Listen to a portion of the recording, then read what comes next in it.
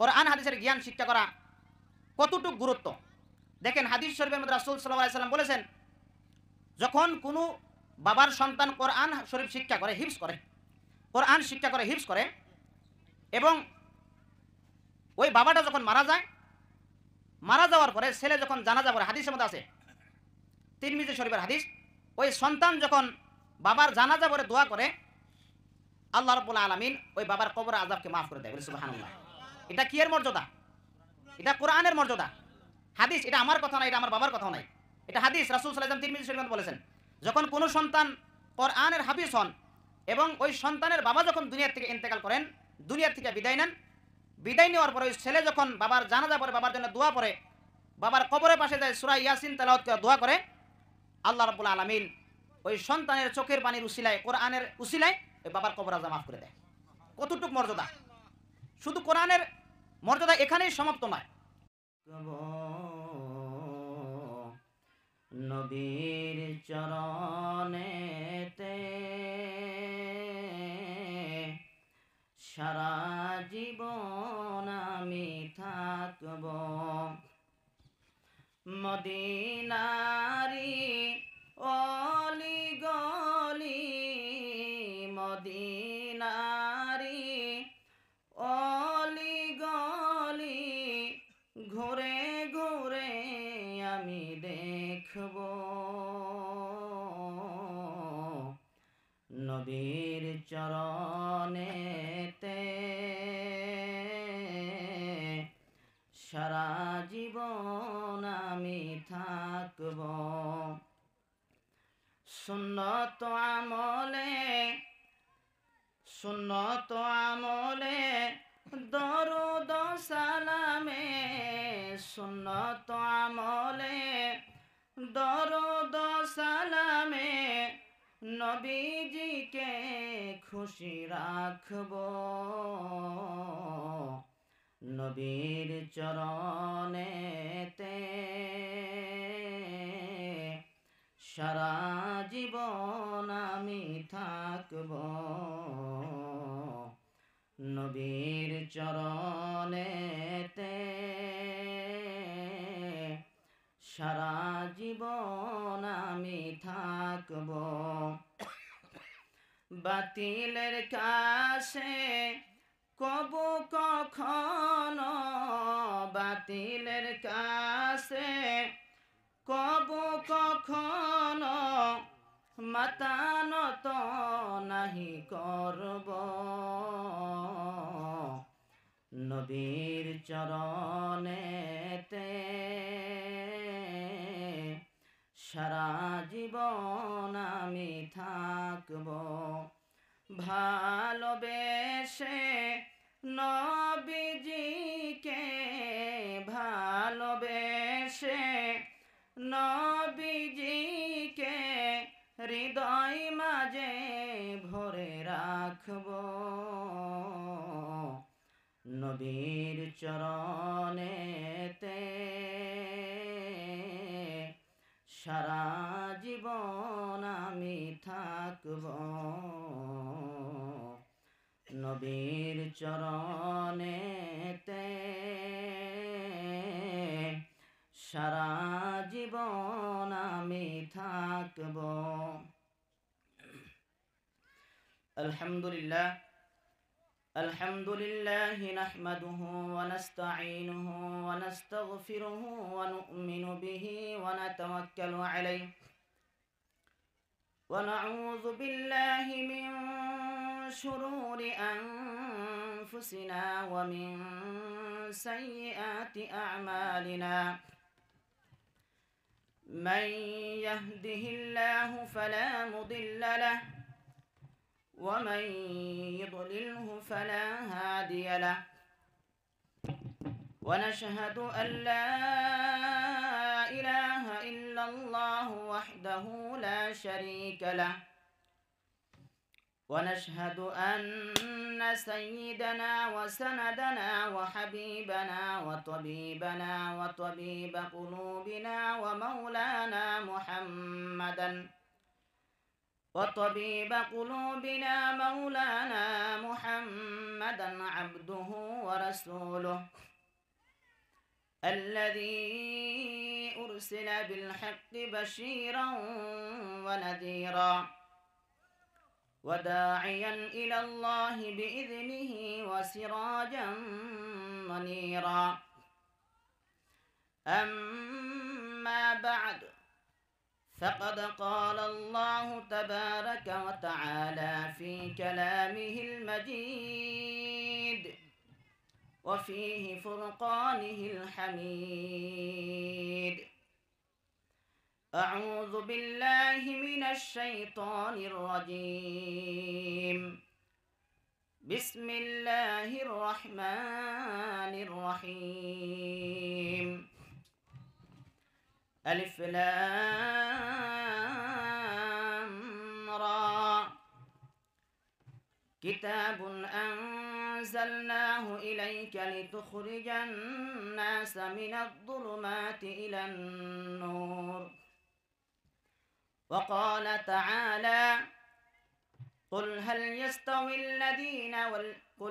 يستوي الذين يعلمون والذين لا يعلمون وقال النبي صلى الله عليه وسلم اغض عالما أو متعلما أو محبا أو مستمعا ولا تكن الخامس فتهلك والخامسة أن تبغض العلم وأهله وقال تعالى يا أيها الذين آمنوا صلوا عليه وسلموا تسليما اللهم صل على سيدنا ومولانا محمد وعلى آل سيدنا ومولانا محمد اللهم صل على سيدنا ومولانا محمد وعلى آل سيدنا ومولانا محمد بلغ العلا بكماله كشف الدجى بجماله حسنت جميع خصاله صلوا عليه وآله رہے میرا مسکن حوالی کعبہ رہے میرا مسکن حوالی کعبہ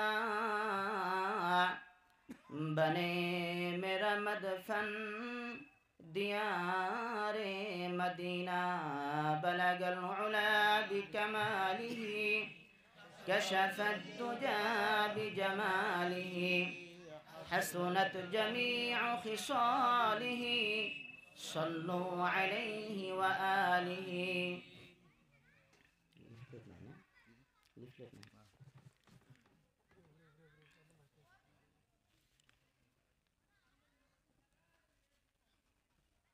আজকের এই সবার নিজ ফুলবাড়ি পুরাতন জামে মসজিদের সবার সভাপতি সাহেব এবং স্টেজে বসে থাকা মুরব্বিয়ানে কেরাম উলামায়ে ইজম সামিয়ানার নিচে বসে থাকা বাবার বয়সের মুরব্বিয়ানে ইজম আমার যুবক ভাইয়েরা পর্দার আড়ালে থাকা আমার মা ও বোনেরা সবাইকে আমি আবারও সালাম দিচ্ছি আসসালামু আলাইকুম ওয়া রাহমাতুল্লাহি ওয়া বারাকাতুহু। ওয়া আলাইকুমুস সালাম ওয়া রাহমাতুল্লাহ। আমি যেমনটা হৃদয় ভরে সালাম দিছি ঠিক তেমনটা হৃদয় ভরে উত্তর পেলাম না। আমি আবারও সালাম দিচ্ছি আসসালামু আলাইকুম ওয়া রাহমাতুল্লাহি ওয়া বারাকাতুহু। ওয়া আলাইকুমুস সালাম ওয়া রাহমাতুল্লাহি। আপনারা কি আমার উপরে বেজার নাকি না আমার কথা বুঝতে পারেন না? যদি আসামিজ ভাষা বলে তাহলে আরো বুঝবেন না আপনারা। যাক আল্লাহর শুকর, আল্লাহ এই জমিনের মধ্যে অনেক রকমের ভাষা রাখছেন। তার মধ্যে আমার কাছে, আমার যদিও মাতৃভাষা আসামিজ, তার মধ্যে আমার কাছে সুন্দর লাগে সবচেয়ে বাংলা ভাষাটা। সেই জন্য আমি বাংলা ভাষাতে বয়ান করি। আল্লাহ তাআলার লাখো লাখো শুকর যে মহান রব্বুল আলামিন আমাদেরকে বহুত ব্যস্ততার মাঝেও ব্যস্ততা ত্যাগ করে এই মাহফিলের মধ্যে আসার জন্য তৌফিক দান করেছেন। সেই মহান রব্বুল আলামিনের প্রতি একবার মহাব্বতে শুকর আদায় করি আলহামদুলিল্লাহ। আরো জোরে বলি আলহামদুলিল্লাহ। সাথে সাথে হাবিবে করিম সাল্লাল্লাহু আলাইহি ওয়াসাল্লামের প্রতি মহাব্বতে দরুদ পড়ি সাল্লাল্লাহু আলাইহি ওয়াসাল্লাম। আমি যতটুকু জানি যে আপনারা সুরালা কণ্ঠে বয়ান শুনতে পছন্দ করেন, কিন্তু যে সময় আমার কাছে আমাকে দিয়েছে, এখন যদি সুর দা বয়ান করতে যাই 15-20টা কথা বলতে বলতে সময় শেষ হয়ে যাবে, মূল পয়েন্টে যেতে পারবো না। অতএব আমি সুর ছেড়ে দিয়ে সাধারণভাবে যেমনভাবে কথা বলি এমনভাবে আপনাদের সম্মুখে কোরআন ও হাদিস থেকে কিছু আলোচনা করার চেষ্টা করব। ওমা তাওফীকি ইল্লা বিল্লাহ আলাইহি তাওয়াক্কালতু ওয়া ইলাইহি উনীব। আমাকে আগেই বিষয় দেওয়া হয়েছে কোরআন হাদিসের জ্ঞান শিক্ষা করা কতটুকু গুরুত্বপূর্ণ এবং আলিম উলামাদের মর্যাদা করা কতটুকু গুরুত্বপূর্ণ। তো প্রথমে আমি কোরআনে কারিমের থেকে একটা তেলাওয়াত করেছি, ছোট্ট একটা আয়াতে কারিমার টুকরা তেলাওয়াত করেছি। আল্লাহ রাব্বুল আলামিন কোরআনে কারিমের মধ্যে বলেছেন, আলিফ লাম রা কিতাবুন আনজালনাহু ইলাইকা লিতুখরিজান নাসা মিনাজ যুলুমাতি ইলান নূর। আল্লাহ রাব্বুল আলামিন নবীকে সম্বোধন করে তিনার হাবিবকে উদ্দেশ্য করে বলেন, হে আমার নবী, হে কিতাবুন আনজালনাহু ইলাইকা লিতুখরিজান নাস, আমি আপনার উপর এমন একটা গ্রন্থ নাজিল করলাম, আমি আপনার উপর এমন একটা কিতাব অবতীর্ণ করলাম, লিতুখরিজান নাসা মিনাজ যুলুমাতি ইলান নূর, যে কিতাবের দ্বারায়, যে কিতাবের উসিলায় মানুষ অন্ধকার ভূত থেকে আলোর দিকে যায়, যে কিতাবের উসিলায় অন্ধকার ভূতর দিকে মানুষ আলোর দিকে যাবে। আল্লাহ রাব্বুল আলামিন তিনার হাবিবকে সম্বোধন করে এই আয়াতরা নাজিল করলেন। তো অন্ধকার কাকে বলে? দেখেন, নবীর জামানায় তিনার খুব মহাব্বতের একজন সাহাবী ছিলেন হযরত উমর ফারুক রাদিয়াল্লাহু আনহু। আমরা সবাই চিনি তিনাকে, যদিও দেখি না তিনাকে চিনি, আমরা মহাব্বত করি। তো তিনি ইসলাম গ্রহণ করছেন কখন? ইসলাম গ্রহণ করার আগে তিনি কিন্তু অন্ধকার ভূতের মধ্যে ছিলেন। অর্থাৎ তিনি আগে ইসলাম গ্রহণ করার আগে পথভ্রষ্ট রাস্তায় ছিলেন, অন্ধকারের রাস্তায় ছিলেন, গুমরাহি রাস্তায় ছিলেন। যখন তিনি রাসূল সাল্লাল্লাহু আলাইহি সাল্লামকে মারার জন্য আসলেন, তিনার বহেনকে কোরআন তেলাওয়াত করা দেখে, ইসলাম গ্রহণ করা দেখে যখন নবীজিকে কতল করার জন্য আসলেন, নবীজির কাছে এসেও তিনি ইসলাম গ্রহণ করলেন নবীর চেহারা দেখে। বলি সুবহানাল্লাহ। তো এটাকেই বলে অন্ধকার থেকে আলোর দিকে আসা। কোরআনের গুরুত্ব কতটুকু, কোরআনের মর্যাদা কতটুকু? হাদিস শরীফের মধ্যে রাসূল সাল্লাল্লাহু আলাইহি সাল্লাম বলেন, উগদু আলিমান আও মুতাআল্লিমান আও মুস্তামিআন আও মুহিব্বান ওয়ালা তাকুনিল খামিস ফাতাহলিক আল খামিসাতু আন তুবগিদাল ইলমা ওয়া আহলাহু। যে তোমরা নিজে কোরআন হাদিস শিক্ষা করো, উগদু আলিমান, কোরআন হাদিস শিক্ষা করো, কোরআনের জ্ঞান অর্জন করো। যদি কোরআনের গুরুত্ব না থাকতে তাহলে রাসূল সাল্লাল্লাহু আলাইহি সাল্লাম আমাদেরকে সম্বোধন করে বলতেন না যে তোমরা কোরআনের শিক্ষা করো, কোরআনের জ্ঞান অর্জন করো, তোমাদের ছেলে সন্তানদেরকে কোরআনের হাদিসের জ্ঞান শিক্ষা দাও, তাহলে এটা বলতেন না। গুরুত্ব আছে বিদায়, দরকার আছে বিদায় তিনি এই কথা বলেছেন। তারপরে বলছেন আও মুস্তামিআন, যদি তোমরা কোরআন হাদিসের জ্ঞান শিক্ষা করতে না পারো, ছেলে সন্তানদেরকে যদি শিক্ষা দিতে না পারো, তাহলে তোমরা কোরআনের জ্ঞান শ্রবণ করো। আও মুস্তামিআন, তাহলে তোমরা কোরআন শ্রবণ করো, যে পরে তার কাছে যায় তোমরা শোনো। যদি শিক্ষা করতে না পারো, যে পরে তার কাছে যায় সেটা শ্রবণ করো, শোনো। তারপরে বলছেন যদিও তোমরা এটা করতে না পারো, আও মুহিব্বান, তাহলে তোমরা আলিমুল আমাদেরকে সম্মান করো, মহাব্বত করো, আলিমুল আমাদেরকে দিলের মধ্যে অন্তরের মধ্যে জায়গা করে নাও, আলিমুল আমাদেরকে দিলের মধ্যে জায়গা করে দাও, অন্তর প্রশান্ত করো আলিমুল আমাদের জন্য। যদি এতটি কাজ না করতে পারো আলিমুল আমার বিরুদ্ধে করো না। ওয়ালা তাকুনিল খামিস, 4 নম্বর পর্যন্ত হইও, 5 নম্বর হইও না। তখন রাসূলুল্লাহ সাল্লাল্লাহু আলাইহি সাল্লাম বলল যে 5 নম্বর হলো ওটা আনতুবগিদাল ইলমা ওয়া আহলাহু, আলিম এবং ইলিমের বিরোধিতা করো না। যদি তোমরা এই 4টা বস্তু করতে না পারো তাহলে 5 নম্বরটা করো না। 5 নম্বরটা করলে তোমরা হালাক হয়ে যাবে, ধ্বংস হয়ে যাবে, ফাতাহলিক, তাহলে তোমরা ধ্বংস হয়ে যাবে। 5 নম্বরটা হলো আনতুবগিদাল ইলমা ওয়া আহলাহু, আলিম এবং ইলিমের বিরোধিতা করো না। যে ইলিম শিখছে তার বিরোধিতা করো না, তার পিছনে লেগো না, তার বদনামি করো না, তাকে হেয় প্রতিপন্ন করে কথা বলো না। এবং ওয়া আহলাহু, সে যেটা শিখছে সেটার বিরোধিতা করো না। এখানে পয়েন্ট দুটা, আলিম এবং ইলিম, এই দুটার বিরোধিতা করতে না করছেন। তাহলে কি হবে? যদি বিরোধিতা করে ফাতাহলিক, তাহলে তুমি ধ্বংস হয়ে যাবে। শুধু তুমি ধ্বংস হবে না, তোমার পুরা নসল ধ্বংস হয়ে যাবে। দেওবন্দের বহুত বড় একজন মুহাদ্দিস ছিলেন, বহুত বড় বুজুর্গ ছিলেন, আল্লামা রশিদ আহমদ গঙ্গি, আমরা নাম শুনেছি। তিনি বলেছেন যদি কোনো ব্যক্তি ইলিম এবং আলিমের বিরোধিতা করে, তাকে হেয় প্রতিপন্ন করে কথা বলে, তার পিছনে লেগে, তাহলে তার 14 সিঁড়ির মধ্যে কোনোদিন আলিম জন্ম হবে না। সে 14 সিঁড়ির মধ্যে কোনোদিন আলিম বানাইতে পারবে না। এবং সেই ব্যক্তি যখন মারা যাবে, তার চেহারাটা পশ্চিম দিকে দেওয়ার পরে, মাটি দেওয়ার পরে, তার চেহারা আল্লাহ তাআলা আপনা আপনি পূব দিয়ে ঘুরাইয়া দেয়। বলি নাউজুবিল্লাহ। এটা কোরআনের বিরুদ্ধে করা, কোরআনকে হেয় প্রতিপন্ন করা, আলিমুল আমাদের বিরোধিতা করা, আলিমুল আমাদের হেয় প্রতিপন্ন করার ফল হলো এটা। তার চেহারা পশ্চিম দিকে থাকে না, তার চেহারা আল্লাহ তাআলা অটোমেটিক পূব দিকে ঘুরাই দেয়।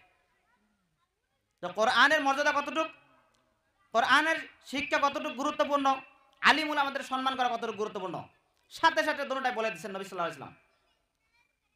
এবং আল্লাহ তাআলা কোরআনে কারিমের মধ্যে অন্যত্র বলেছেন কুল হাল ইয়াস্তাবিল লাযিনা ইয়ালামুনা ওয়াল লাযিনা লা ইয়ালামুন, যে হে নবী আপনি বলে দেন আপনার উম্মতদেরকে আপনি জানিয়ে দেন। কুল, হে নবী আপনার উম্মতদেরকে আপনি জানিয়ে দেন, বলে দেন, শুনিয়ে দেন। দরুদ পড়ি, লা ইলাহা ইল্লাল্লাহ, লা ইলাহা ইল্লাল্লাহ, লা ইলাহা ইল্লাল্লাহ মুহাম্মাদুর রাসূলুল্লাহ সাল্লাল্লাহু আলাইহি ওয়াসাল্লাম। বলতেছিলাম যে আল্লাহ তাআলা অন্যত্র বলেছেন কুল হাল ইয়াস্তাবিল লাযিনা ইয়ালামুনা ওয়াল লাযিনা লা ইয়ালামুন। তিনি তিনার হাবিবকে সম্বোধন করে বলছেন কুল, হে নবী আপনি আপনার উম্মতদেরকে বলে দেন, জানিয়ে দেন, হাল ইয়াস্তাবিল লাযিনা ইয়ালামুনা ওয়াল লাযিনা লা ইয়ালামুন, যারা জানে আর যারা জানে না তারা কখনো এক হতে পারে না। এটা দুনিয়াবি জানার বিষয় বলে নাই। ওখানে তাফসীর ইবনে কাসিরের মধ্যে মুহাদ্দিসিনে কেরাম বলেছেন, তাফসীরে রুহুল মানির মধ্যে বলেছেন, এই জানা হলো কোরআনের জ্ঞান, এই জানা হলো কোরআনের জ্ঞান, হাদিসের জ্ঞান। যে কোরআন হাদিস জানে না আর যে কোরআন হাদিস জানে, তারা দুইজন কখনো এক হতে পারে না। যে জানে আর যারা জানে না তারা এক হতে পারে।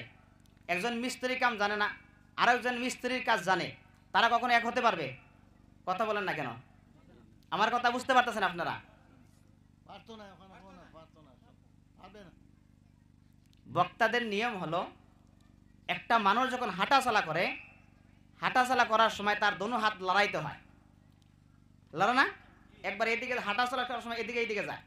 কারণ কি? যদি এটা বান্ধা রাখে, হাঁটার কোনো ফিলিংস আসে না, মজা আসে না। হাঁটাচলা করা যায় কিন্তু এর কোনো মজা উপভোগ করা যায় না। ঠিক বক্তারা যে সময় বয়ান করে, ওয়াজ করে, বক্তার সাথে যদি শ্রোতা কথা না বলে, বক্তাদের বয়ান করে মজা আসে না। বক্তারা মনে করে যে বক্তার কথা মনে হয় শ্রোতা বুঝছে না এবং বক্তাও মনে হয় বুঝাইতে পারছে না। তো আমার সাথে সাথে মাঝে মাঝে আপনারা কথা বলবেন, এমন কথা যে হুলস্থ লাগাবেন, আমি যেটা জিজ্ঞাসা করবো উত্তর দিবেন, মাঝে মাঝে সুবহানাল্লাহ, আলহামদুলিল্লাহ, আল্লাহু আকবার বলবেন। এতটুক বাস। তো যারা জানে আর যারা জানে না তারা কখনো এক হতে পারে? কখনো এক হতে পারে না। ঠিক কোরআনে কারিম যারা জানে আর যারা জানে না তারা কখনো এক হতে পারে না। এই জন্যে আমাদের ছেলে সন্তানদেরকে কোরআনের জ্ঞান শিক্ষা দেওয়া, হাদিসের জ্ঞান শিক্ষা দেওয়া এটা ফরজ। রাসূল সাল্লাল্লাহু আলাইহি ওয়াসাল্লাম হাদিসের মধ্যে বলেছেন, তলাবুল ইলমি ফারিদাতুন আলা কুল্লি মুসলিমি ওয়া মুসলিমা, যে প্রত্যেক নর এবং নারীর উপরে কোরআন হাদিস শিক্ষা করাটা ফরজ। আলিম হতে হবে শর্তে এমনটা নয়। কোরআন ওরাত্তিলিল কোরআনা তারতিয়া সহি শুদ্ধভাবে কোরআন তেলাওয়াত যেন করতে পারে, হালালকে হালাল মানতে পারে, হারামকে যেন হারাম বুঝতে পারে, মানতে পারে, এতটুক জায়েজ না জায়েজ যেন বুঝতে পারে, এতটুক কোরআন হাদিসের জ্ঞান শিক্ষা করা তার উপর ফরজ।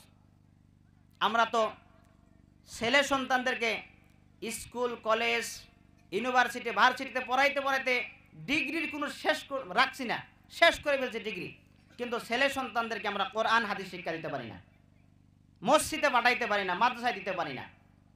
আমরা ছেলে সন্তানের পিছনে কোরআন হাদিস শিক্ষা দেওয়ার মধ্যে এতটুক অজ্ঞ আছি, এতটুক পিছনে আছি যা বলার বাহিল্য। ছেলে সন্তানদেরকে আমরা দুনিয়াবী শিক্ষা দিয়ে ভরপুর করে রাখছি, ডিগ্রির উপরে ডিগ্রি দিয়ে দিছি, এত শিক্ষা দিছে যে ডিগ্রির উপরে ডিগ্রি নিছে, কিন্তু কোরআন শুদ্ধ করে পড়তে পারে না। আমার ছেলে হালাল রাস্তায় চলে না হারাম রাস্তায় চলে, শিরিক করতেছে না পূজা করতেছে, সেটাও আমরা জানতেছি না। ছেলেও জানতেছি না, আমরাও জানতেছি না। তাহলে ছেলে জানবে কেমন করে? ছেলের তো অতটুকু জ্ঞান নাই যে এটা হারাম না হালাল, এটা জায়েজ না না জায়েজ, এই শিক্ষা আমরা দিছি না। যদি কোরআন হাদিসের জ্ঞান থাকতো তাহলে আমাদের ছেলে সন্তানরা এই হালাল হারামের থেকে বাইসে চলতো। আজকের সকালে আমি একটা নিউজ দেখছি, আজকে সকালে, এটা আমাদের ইন্ডিয়ার, যে আমাদের মুসলিম ঘরের একটা মেয়ে কলেজে পড়তেন, কিন্তু তিনি 3টা বিধর্মী ছেলের সাথে সম্পর্কে লিপ্ত ছিলেন। অবশেষে 3 ছেলে মিলে ওই মেয়েটাকে ধর্ষণ করে হত্যা করে ফেলেছে। বলি নাউজুবিল্লাহ। এটা আজকের ঘটনা দেখলাম আমি। যদি ওই মেয়ের কোরআন হাদিসের জ্ঞান থাকতো তাহলে সে বিধর্মীর সাথে সম্পর্ক জড়াইতো না এবং তার হায়াতটাও এখানেই সমাপ্ত হতো নাকি জানি। অতএব আমাদের ছেলে মেয়েদেরকে কোরআন হাদিসের শিক্ষা দিব, জ্ঞান অর্জন করাবো, যাতে আমাদের ছেলে মেয়েরা আমরা মরার পরে কমসে কম আমাদের জন্য দোয়া করতে পারে, জানাজা পড়তে পারে। আমরা শিখাবো না সবাই? বলেন না, সবাই শিখাবো না?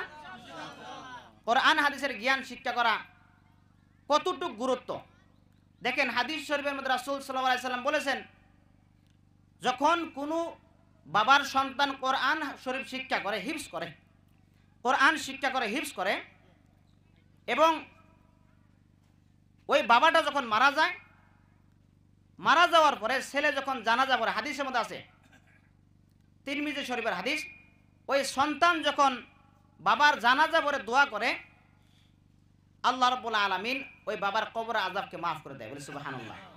এটা কি এর মর্যাদা? এটা কোরআনের মর্যাদা।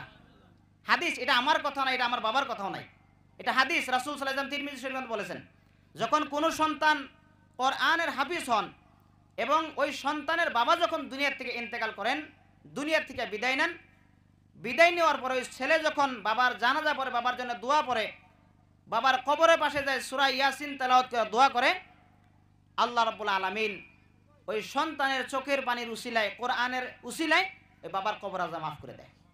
কতটুক মর্যাদা!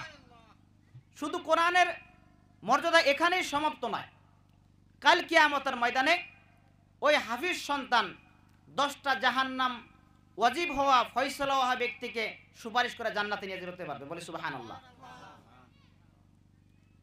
10টা জাহান্নামী ব্যক্তি, যার উপরে জাহান্নাম ওয়াজিব হয়েছে, জাহান্নাম যার উপরে লাজিম হয়ে গেছে, এমন ব্যক্তিকে, 10 জন ব্যক্তিকে একটা কোরআনের হাফিজ, একজন আলিম সুপারিশ করে জান্নাতে নিয়ে যেতে পারবে। তো কতটুকু গুরুত্ব কোরআনের শিক্ষা করা, আর কোরআনের শিক্ষার ফজিলত কতটুকু! শুধু এখানেই সমাপ্ত করেননি, ভিন্ন হাদিসের মধ্যে রাসূল সাল্লাল্লাহু আলাইহি ওয়াসাল্লাম বলেছেন, আমি হাদিসের ইবারত পড়তেছি না কারণ সময় কম, শুধু তরজমা এবং মফহুম বলে আমি শেষ করছি। ভিন্ন হাদিসের মধ্যে রাসূল সাল্লাল্লাহু আলাইহি ওয়াসাল্লাম বলেছেন, যখন কোনো সন্তান কোরআনের হাফিজ হয় এবং সেই ঘরের মধ্যে কোরআন তেলাওয়াত করে, কোরআন তেলাওয়াত করার ফলে সেই ঘরের মধ্যে দুনিয়ার কোনো মাসাইব সেই ঘরের মধ্যে আসতে পারে না এবং আল্লাহ তাআলা সেই ঘরের মধ্যে রহমতের উপরে রহমত নাজিল করেন। বলি সুবহানাল্লাহ। তো কতটুক ফজিলত কোরআনের, কোরআনের ফজিলত কতটুক রেখেছেন আল্লাহ তাআলা। দেখেন, ঘরের মধ্যে কোরআন তেলাওয়াত করে দুনিয়ার কোনো মাসাইব আসতে পারে না এবং ওই ঘরের মধ্যে আল্লাহ তাআলা রহমতের উপরে রহমত নাজিল করেন। যেমনভাবে বৃষ্টি বর্ষণ করে একের পর এক ছিটা ফোঁটা পড়তেই থাকে, ঠিক তেমনভাবে আল্লাহ তাআলা ওই ঘরের মধ্যে রহমত নাজিল করেন। বলি সুবহানাল্লাহ। কোরআনের কতটুকু মর্যাদা, কোরআনের কতটুকু ফজিলত, কোরআন শিক্ষা করা কতটুকু গুরুত্ব আমাদের জন্য আমরা বুঝি না। আমি বলছি না যে আপনাদের ছেলে মেয়েকে আপনারা দুনিয়াবি শিক্ষা শিখাবেন, এটা বলছি না। আপনারা শিখান, ডাক্তারের প্রয়োজন আছে ডাক্তার বানান, ইঞ্জিনিয়ারের প্রয়োজন আছে ইঞ্জিনিয়ার বানান, অফিসার বানান, র্যাব, আর্মি, বিডিআর আপনারা বানান, অসুবিধা নেই। তবে সাথে কোরআনের শিক্ষা দিবেন। দেখেন আজকালের জমানায় 3-4 দিন আগে আমি একটা প্রোগ্রামে যেয়ে বলেছি যে আজকালের জমানায় স্কুল কলেজের ভার্সিটিতে যেগুলো কিতাব দেওয়া হয়েছে, ইসলাম ধর্মের বিরোধী সমস্ত কাজকর্ম এই কিতাবের মধ্যে লিখে ধরা হয়েছে, তুলে ধরা হয়েছে। দেখেন এখন স্কুলের এমনও কিতাব আছে, বাচ্চা বাচ্চা ছেলেরা কিতাবগুলো পড়ে যে বানর থেকে মানুষ হয়েছে, আছে না? স্কুলের কিতাবের মধ্যে এগুলো লেখা হয়েছে, অথচ বানর থেকে কখনো মানুষ হয় না। আমরা তো বানর থেকে হয়নি। আমরা কি বানর থেকে হয়েছি? আমরা বানর থেকে হয়নি। কিন্তু স্কুলের কিতাবের মধ্যে, স্কুল কলেজ ভার্সিটির কিতাবের মধ্যে এগুলো লেখা হয়েছে। এখানে বাচ্চাদেরকে শিক্ষা দেওয়া হয় যাহাতে মুসলমানের ছেলে সন্তানরা ইমান হারা হয়ে যায়, বিধর্মী হয়ে যায়, তাদের আকীদা যেন ভুল হয়, যে না যেটা স্কুলের শিক্ষা দেয় সেটাই সঠিক। এই জন্য তারা স্কুল কলেজ ভার্সিটির কিতাবগুলোতে এমন লেখা লিখেছে যে লেখার কারণে, যে পড়ার কারণে তাদের ইমান চলে যায়, ইমান হারা হয়ে যায়। যদি আমাদের ছেলে সন্তানরা কোরআনের জ্ঞান রাখে, হাদিসের জ্ঞান রাখে, এই পড়া পড়লে কি হবে না হবে তারা সেটা বাই করতে পারবে। স্কুল কলেজের কিতাবগুলো যদি পড়ে তারা রিসার্চ করে বাই করতে পারবে যে না এটা পড়লে আমার ইমান চলে যাবে, এটা পড়লে আমার ইমান চলে যাবে না, এটা জায়েজ কথা বলেছে, এটা নাজায়েজ বলেছে, এটা হারাম বলেছে, এটা হালাল বলেছে, সেটা তারা নিজেরাই বাই করতে পারে যদি কোরআনের হাদিসের জ্ঞান থাকে। অতএব আমাদের ছেলে সন্তানদেরকে কোরআনের শিক্ষা দেব, হাদিসের শিক্ষা দেব। যদি না দেয় কিয়ামতের দিন আমরা বিফলে যাব। সুপারিশ করার জন্য কাউকে পাবেন না, একটা নেকির জন্য দৌড় পাবেন মার বাবার কাছে, দিবে না। ইয়াউমা ইয়াফিরুল মারউ মিন আখি ওয়া উম্মিহি ওয়া আবি ওয়া সাহিবাতিহি ওয়া বানি। কাজে আসবে না, কেউ কাউকে চিনবে না। বন্ধুর কাছে যাবেন, বন্ধু চিনবে না। মা বাবার কাছে যাবেন, মা বাবা বলবে যে আমার দুনিয়ার জমিনে কোনো বিয়াই হয়নি, আমি দুনিয়ার জমিনে কোনো শাদিই করিনি। অতএব ছেলে সন্তানকে দুনিয়ার জমিনে আলিম হাফিজ বানিয়ে রেখে যান, কিয়ামতের দিন আপনার কাজে আসবে। কিয়ামতের দিন আপনার কাজে আসবে। আপনি বেকার রেখে যাবেন, আল ইয়াউমা লা ইয়ানফাউ মালু ওয়ালা বানুন।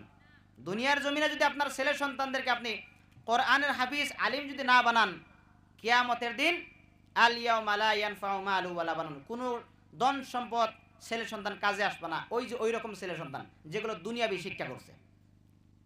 আর যদি কোরআন হাদিসের শিক্ষা করে তাহলে আপনি উপরে যদি জাহান্নাম অজীব হয়ে থাকে, আপনাকে সুপারিশ করে, শুধু আপনাকে নয় আপনার সাথে আরো 9 জনকে সুপারিশ করে জান্নাতে নিয়ে যেতে পারবে। বলি সুবহানাল্লাহ। কোরআনের মর্যাদা কতটুকু, কোরআনের মর্যাদা কতটুকু, কতটুকু শক্তি কোরআনের। হাদিস শরীফের মধ্যে রাসূল সাল্লাল্লাহু আলাইহি ওয়াসাল্লাম বলেন, কোরআনের মর্যাদা বুঝাইতে গিয়ে যে কোনো ব্যক্তি যদি প্রতিদিন ঈশার নামাজের পরে সূরা মুলক তেলাওয়াত করে, সূরা মুলক তাবারাকাল্লাযী সূরা যদি তেলাওয়াত করে, তাহলে মৃত্যুর পরে সেই ব্যক্তির কবরের মধ্যে আযাব হয় না। এটা কোরআনের মর্যাদা। শুধু এই সূরার উদ্দেশ্য এতটুকুই না যে সূরা পড়লে কবরে আযাব হবে না, কোরআনের মধ্যে সূরাটা আছে, তো এটা হলো কোরআনের মর্যাদা, কোরআনের মর্যাদা এটা। অতএব আমরা ছেলে সন্তানদেরকে কোরআন হাদিসের শিক্ষা দিব, যাতে ছেলে সন্তানরা আমি মরার পরেও আমার জন্য দোয়া করতে পারে, আমার জানাজা করতে পারে, কিয়ামতের দিন যেন আমাকে সুপারিশ করে জান্নাতে নিয়ে যেতে পারে। হাদিস শরীফের মধ্যে রাসূল সাল্লাল্লাহু আলাইহি ওয়াসাল্লাম বলেছেন, মুসলিম শরীফের হাদিস, ইযা মাতাল ইনসানু ইন কাতাআ আনহু আমালুহু ইল্লা মিন সালাসাতিন আও সাদাকাতিন জারিয়া ইলা আখিরিল হাদিস। যে মানুষ যখন মারা যায় তার সমস্ত আমলের দরজা বন্ধ হয়ে যায়। বুঝতে পারছেন আমার কথাটা? মানুষ যখন মারা যায় ওই ব্যক্তির দুনিয়ার জমিনে থেকে আমল যাওয়ার জন্য, আমল পৌঁছানোর জন্য কবরের মধ্যে সমস্ত লাইন বন্ধ হয়ে যায়। ইল্লা মিন সালাসাতিন আও সাদাকাতিন জারিয়া, শুধু 3টা আমলের দরজা, 3টা আমলের লাইন জারি থাকে। তার মধ্যে প্রথম কথা রাসূল সাল্লাল্লাহু আলাইহি ওয়াসাল্লাম বলেছেন, যদি ওই ব্যক্তি দুনিয়ার জমিনে কোনো নেককার ছেলে সন্তান রেখে যায়, কোরআনের হাফিজ বা আলিম যদি রেখে যায়, ওই সন্তান নেক কাজ করবে, কোরআন তেলাওয়াত করবে, শিখবে, শিখাইবে এবং এর উপর আমল করবে, ওই মা বাবা কবরের মধ্যে শুয়ে থাকবে, এর সওয়াব পাইবে। বলি সুবহানাল্লাহ। এটা কিসের মর্যাদা? কোরআনের মর্যাদা। কবরের মধ্যে শুয়ে থেকে ওই মা বাবা সওয়াব পাইবে। কারণ কি? দুনিয়ার জমিনে সে নেককার ছেলে সন্তান রেখে গেছে। এই ছেলের উসিলায়, এই সন্তানের উসিলায় সেই ব্যক্তি কবর থেকে সওয়াব পাইতেছে। দ্বিতীয়টা বলেছেন, যদি ওই ব্যক্তি নিজে ইলম শিক্ষা করে এবং ওই ইলম অন্যজনকে শিখাইয়ে গেছে, এটার সওয়াব কবরের মধ্যে শুয়ে শুয়ে পাবে। বলি সুবহানাল্লাহ। এটা বলে না যে দুনিয়াবি শিক্ষা। যে ব্যক্তি মারা গেছে বলে নাই যে দুনিয়াবি শিক্ষা, সেই ব্যক্তি কোরআন হাদিসের শিক্ষা অর্জন করছে এবং অপরকেও শিখাইয়া রেখে এসেছে, শিখাইয়া থুয়ে এসেছে দুনিয়ার জমিনে। এর সব কিয়ামত পর্যন্ত সেই ব্যক্তি কবরে শুয়ে শুয়ে পাবে। এটাও হলো কোরআনের মর্যাদা। তৃতীয় কথা বলেছেন রাসূল সাল্লাল্লাহু আলাইহি ওয়াসাল্লাম হাদিসের মধ্যে, যে ব্যক্তি দুনিয়ার জমিনে থেকে বিদায় নিয়েছে, সেই ব্যক্তি যদি দুনিয়ার জমিনে মসজিদ বা মাদ্রাসা বানিয়ে রেখে যায়, অথবা এমন কোনো ঘর বানিয়ে রেখে গেছে যেখানে মানুষ আরাম নিতে পারে, বিশ্রাম নিতে পারে, এমন কোনো পানির লাইন করে গেছে যে জায়গায় পানির কষ্ট, মানুষ পানি পান করতে পারে, এই পানি দিয়া জীবন বাঁচাইতে পারে, সেই ব্যক্তি কিয়ামত পর্যন্ত কবরে শুয়ে শুয়ে সওয়াব পাবে। বলি সুবহানাল্লাহ। 3টা কথা হাদিসের মধ্যে বলেছেন, ইল্লা মিন সালাসাতিন আও সাদাকাতিন জারিয়া, যে সাদাকায়ে জারিয়া কিয়ামত পর্যন্ত সেই ব্যক্তি সওয়াব পাবে কবরের মধ্যে শুয়ে শুয়ে। অতএব আমরা ছেলে সন্তানদেরকে কোরআন হাদিসের জ্ঞান শিক্ষা দিব, কোরআন হাদিস শিখাইব, যাতে সেও উপকৃত হতে পারে, আমাকেও কিয়ামতের দিন তার উসিলায় যেন জান্নাতে যেতে পারে, সে যেন আমাকে সুপারিশ করে জান্নাতে নিয়ে যেতে পারে। আমি আমার বাড়ি তো বরপেটা, আপনারা সবাই জানেন। আমার বাড়ির পাশে একজন ব্যক্তি আছেন, খুব ধনী ব্যক্তি, মালদার ব্যক্তি। তিনার 5টা সন্তান, ছেলেই শুধু 5টা। একজন ছেলে স্কুলের টিচার, আরেকজন পুলিশ, আরেকজন বিএসএফ, আরেকটা ছেলে সম্ভবত উকিল। তো আরেকটা ছোট ছেলে ছিল। আমি ওই ব্যক্তিকে বলছি, ওই মুরব্বীকে বলছি যে চাচা, আপনার ছেলে তো 5টা আমাদের 4 জায়গায় কাজ করতেছে, সরকারি কাজ। তো আপনার তো টাকা পয়সারও কোনো কমতি নাই। যদি আপনার ছেলে একটা ছোট যেটা আছে 12-13 বছর বয়স, যদি আপনি মাদ্রাসায় পড়ান তাকে, তাহলে ভালো হতো, আপনার জন্য অনেক ভালো হতো, দুনিয়া এবং আখিরাতে আপনি উপকৃত হতে পারতেন। তখন আমাকে সেই ব্যক্তি বলছে যে আমার ছেলেকে যে আমি আলিম বানাবো, হুজুর বানাইবো, সে কি করে খাবে? সে করে খাবে কি? 4,000-5,000 টাকা মসজিদের বেতন কালেকশন করতে হয়, কি করে খাবে? তার তো কোনো আর লাইন নাই, সে তো চাকরিও করতে পারবে না বা অন্য কোনো কাজও করতে পারবে না। তার 4-5,000 টাকা সংসার চালানো কঠিন হবে। তো আমি তাকে স্কুলেই পড়াবো, তাকে মাদ্রাসায় পড়াবো না। এতে বোঝা গেল কি? সেই ব্যক্তির আলিমের প্রতি মহাব্বত নাই, কোরআন হাদিসের জ্ঞান শিক্ষা করা তার জন্য ফরজ মনে করছে না তিনি। এবং কোরআনের জ্ঞান শিক্ষা করা কতটুকু দরকার, হাদিসের জ্ঞান শিক্ষা করা কতটুকু দরকার, সেই ব্যক্তি সে এখনো সেটা বুঝতে পারেনি। এখনো সে গুমরাহির মধ্যে আছেন, দললিনের রাস্তার মধ্যে আছেন। এবং কি সে এই কথা বলাতে তিনি আলিমুল আমাদেরকে ছোটও করে কথা বলছেন। কারণ তিনি মনে করেছেন যে আলিমুল আমার দৌড় মসজিদ পর্যন্ত, মাদ্রাসার পর্যন্ত, কিন্তু একজন ইমামের দৌড় যে কত দূর পর্যন্ত সেটা আমরা জানি না। মনে করেন আজকে আপনাদের মসজিদের ইমাম আমি, এই মসজিদের ইমাম মনে করেন যে আমি, তো আমার বেতন যদি 4,000 5,000 7,000 টাকা হয়ে থাকে, আমার আগে তো একজন ইমাম ছিল, আছে না? আমার আগে একজন ইমাম ছিল এবং তিনার আগেও কিন্তু ইমাম ছিল। মসজিদ আমাকে দিয়ে তো শুধু এই মসজিদ চলে না, আমার আগে তো একজন ইমাম ছিল, তার আগেও তো একজন ইমাম ছিল। এমন করতে করতে দেখেন তো লাস্ট পর্যন্ত গিয়ে এই মসজিদ না আগে ছিল না, কিন্তু অন্য জায়গায় তো নামাজ পড়ছে মানুষে, তো লাস্ট পর্যন্ত গিয়ে কিন্তু বুজুর্গানে কেরাম ইমামতি করছে, যাদেরকে আমরা অনুসরণ করি, অনুকরণ করি। তিনার আগেও কিন্তু একজন ইমাম ছিল, লাস্টে গিয়ে দেখবেন হযরত আলী রাদিয়াল্লাহু আনহু তিনিও কিন্তু মসজিদে ইমামতি করছেন। তো একজন ইমামের মর্যাদা কোন পর্যন্ত গেছে, একজন ইমামের লাইন কোন পর্যন্ত গেছে, হযরত আলী রাদিয়াল্লাহু আনহু পর্যন্ত গেছে। হযরত আলী রাদিয়াল্লাহু আনহুকে যদি জিজ্ঞাসা করেন যে হে খলিফাতুল মুসলিমিন হযরত আলী, আপনার পূর্বে আপনার স্থানে ইমামতি কে করেছেন, তিনি নিশ্চয়ই উত্তরে বলবেন আমার আগে আমার এই স্থানে ইমামতি করেছেন হযরত উসমান রাদিয়াল্লাহু আনহু, বলবে না? বলবে। এখন যদি হযরত উসমান রাদিয়াল্লাহু আনহুকে জিজ্ঞাসা করেন হে উসমান, আপনার আগে আপনার এই স্থানে ইমামতি কে করেছেন, তিনি কিন্তু নিশ্চয়ই একজনের কথা বলবেন যে হ্যাঁ, আমার আগে আমার এই স্থানে ইমামতি করেছেন খলিফাতুল মুসলিমিন অর্ধ জাহানের খলিফা হযরত ওমর ফারুক রাদিয়াল্লাহু আনহু, বলবে তো। তো একজন ইমামের সম্পর্ক কতদূর পর্যন্ত, হযরত উমর ফারুক রাদিয়াল্লাহু আনহুর পর্যন্ত।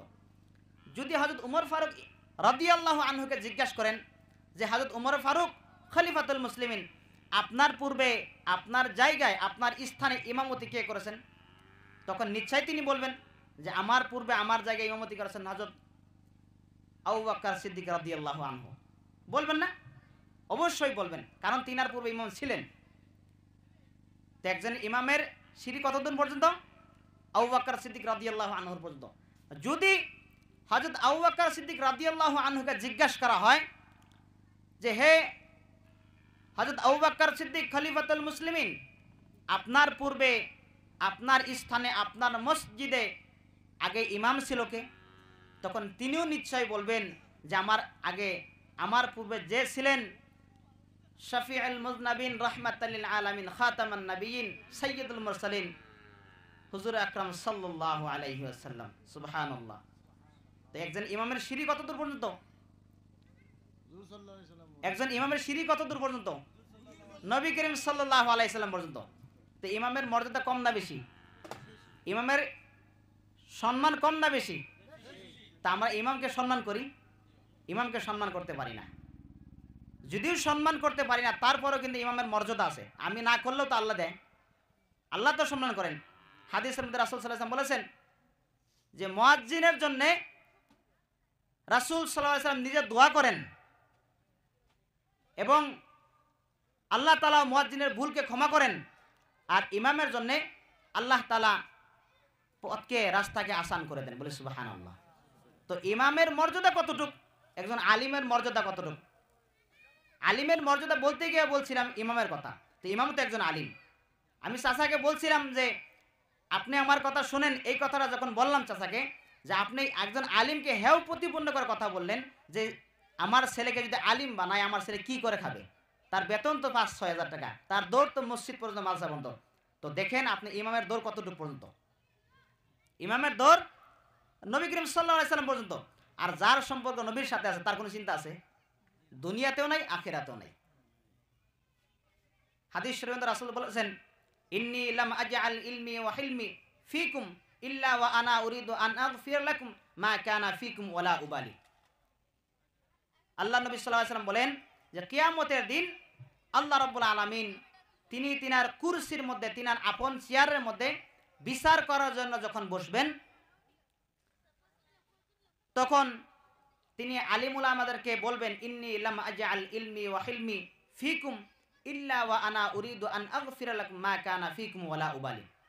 আমি তোমাদেরকে ইলম এবং হিলিম, কোরআনের হাদিসের শিক্ষা এবং আউট নলেজ যেটা তোমাদেরকে দিয়েছিলাম, আমি এই জন্যই দিছি, আমি চাইতেছিলাম যে তোমরা ভুল করা সত্ত্বেও আমি তোমাদের ক্ষমা করে দেবো। সুবহানাল্লাহ। এটা কাকে বলছে? আলিমকে বলছে। কোনো engineer, professor, doctor, RAB, BDR, police কাউকে বলেননি। এখানে বলা হয়েছে ইন্নী লাম আজআল ইলমি ওয়া হিলমি। একজন আলিমকে বলা হয়েছে যে আমি তোমাদেরকে কোরআন হাদিসের জ্ঞান শিক্ষার এই জন্য দিয়েছিলাম, ইলিম এবং হিলিম এই জন্য তোমাদেরকে দিয়েছিলাম, আমি চাইতেছিলাম যে তোমরা ভুল করার সত্ত্বেও তোমাদেরকে আমি ক্ষমা করে দিব।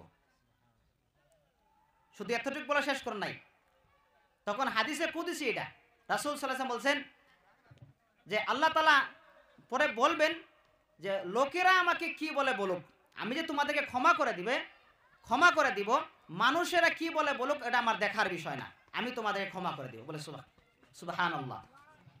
তো একজন আলিমের মর্যাদা কতটুক, সম্মান কতটুক, দৌড় কতটুক, একদম জান্নাত পর্যন্ত। যাকে আল্লাহ ক্ষমা করে দিবেন তার তো আর হিসাব নিকাশ নাই। আমরা বলি কি আলিম উলামার বিচার হবে পর্দার আওলে, পর্দার আওলে কোনো বিচার নাই, পর্দার আওলে কোনো বিচার নাই। ডাইরেক্ট আল্লাহ নবী সাল্লাল্লাহু আলাইহি ওয়াসাল্লাম বলছেন যে আলিমদেরকে আল্লাহ তাআলা মাফ করে দিবেন। আর যেখানে আলিমদেরকে মাফ করে দিবেন পর্দার কোনো কথা আছে? পর্দার কোনো কথাই নাই, কারণ আল্লাহ তাআলা ডাইরেক্ট মাফ করে দিবেন। হাদিস আন আগফির লাকুম মা কানা ফিকুম ওয়ালা উবালি, ডাইরেক্ট হাদিস যে আল্লাহ তাআলা ডাইরেক্ট মাফ করেই দিবেন আলিম উলামাদেরকে। মাফ করে দেওয়ার কারণ তার কাছে কোরআনের জ্ঞান আছে, হাদিসের জ্ঞান আছে, ওই সম্মানের খাতিরে আল্লাহ তাআলা তাকে মাফ করে দিবেন।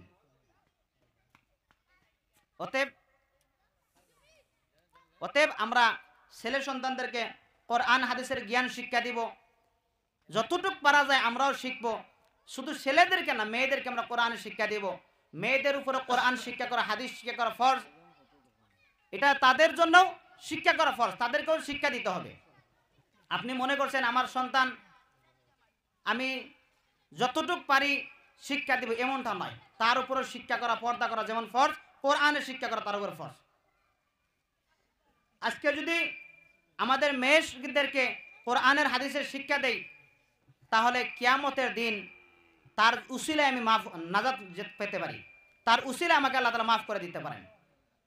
কারণ একটা মেয়ের জন্য 4 জন ব্যক্তি জাহান্নামে যাবে, এটা আমরা হাদিসের মধ্যে শুনেছি, পড়েছি। অনেক বক্তায়ও বলে থাকে যে একটা মেয়ে 4 জন ব্যক্তিকে জাহান্নামে নিয়ে যাবে। প্রথমে তার বাবাকে, দ্বিতীয়ত তার স্বামীকে, তৃতীয়ত তার হাজব্যান্ডকে, চতুর্থত তার সন্তানকে। তো একটা মেয়ে যদি 4 জনকে জাহান্নামে নিয়ে যেতে পারে, তাহলে তো সেখানে আপনি বাঁচার কোনো অবকাশ নেই, আপনিও ফেঁসে গেছেন। আর যদি সেই মেয়ে ইসলামিক নিয়ম অনুযায়ী যদি জিন্দেগি যাপন করতে পারে, তার জিন্দেগি যদি বসর করতে পারে ইসলামিক নিয়ম অনুযায়ী, কোরআন হাদিস অনুযায়ী, তাহলে আপনিও মাপ পেয়ে যাবেন, তিনার স্বামীও মাপ পেয়ে যাবে, তিনার সন্তানও মাপ পেয়ে যাবে, তিনার ভাইও মাপ পেয়ে যাবে। অতএব মেয়েদের উপরে কোরআন হাদিস শিক্ষা করা ফরজ, তাদের উপরেও কোরআন হাদিস শিক্ষা করা ফরজ। তাদেরকে আমরা কোরআন হাদিস শিক্ষা দিব, যাতে তার জন্য আমার জাহান্নামে যেতে না হয়, তার জন্য যেন আমি জান্নাতে যেতে পারি। বলেন কি ঠিক কিনা? কোরআন হাদিস শিক্ষা দিব কিনা? কথা বলেন না কেন? কিয়ামতের ময়দানে আল্লাহ রাব্বুল আলামিন 4টা প্রশ্ন করবেন। হাদিসের মধ্যে রাসূল সাল্লাল্লাহু আলাইহি ওয়াসাল্লাম বলছেন,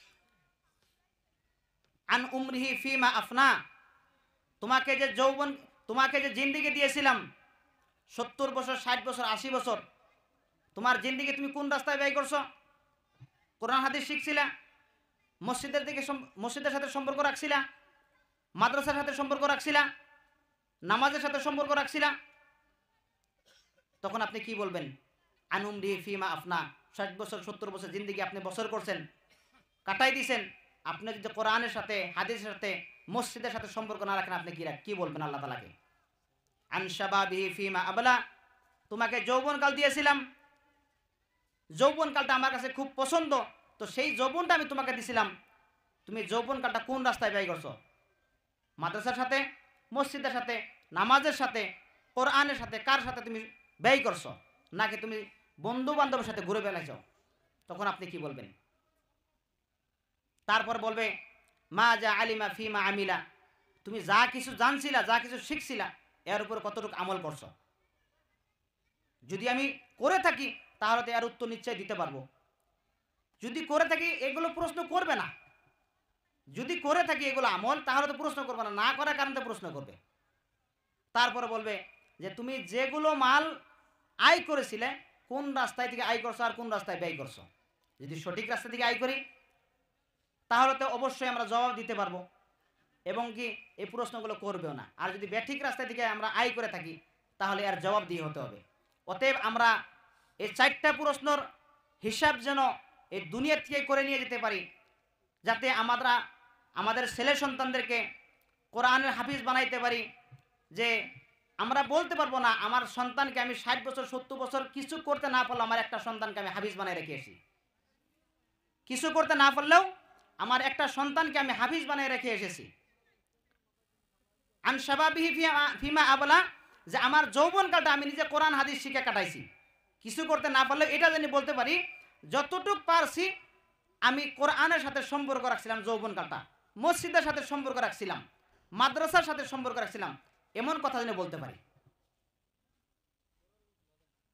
অতএব আমি আপনাদের সবাইকে অনুরোধ করব, আমরা ছেলে সন্তানদেরকে কোরআন হাদিসের জ্ঞান শিক্ষা দিব, নিজেরা যতটুকু পারা যায় ওরাত্তিলিল কোরআন তারতিলা, কোরআন তরতিল সহকারে পড়ার চেষ্টা করব, এবং আমাদের ছেলে মেয়েদেরকে ইসলামিক নিয়ম অনুযায়ী জিন্দেগি যাপন করার জন্য চেষ্টা করব, এবং আমরা এটা করে যাব যাতে আল্লাহ তাআলা আমাদেরকে কিয়ামতের দিন পাকড়াও না করে। আর সময়ও শেষ, অনেক কথা ছিল বলতে পারলাম না। আর আপনাদের আশা ছিল যে আমি জানি যে সুর দিয়ে বয়ান শুনবেন, আমিও এটাও সুর দিয়ে বক্তা, কিন্তু সময়ের খাতিরে আমি সুর দিতে পারলাম না। ইনশাল্লাহ আবার যদি আল্লাহ তাআলা কোনো দিন চায়, আপনারা যদি চান ইনশাল্লাহ আবার আসবে।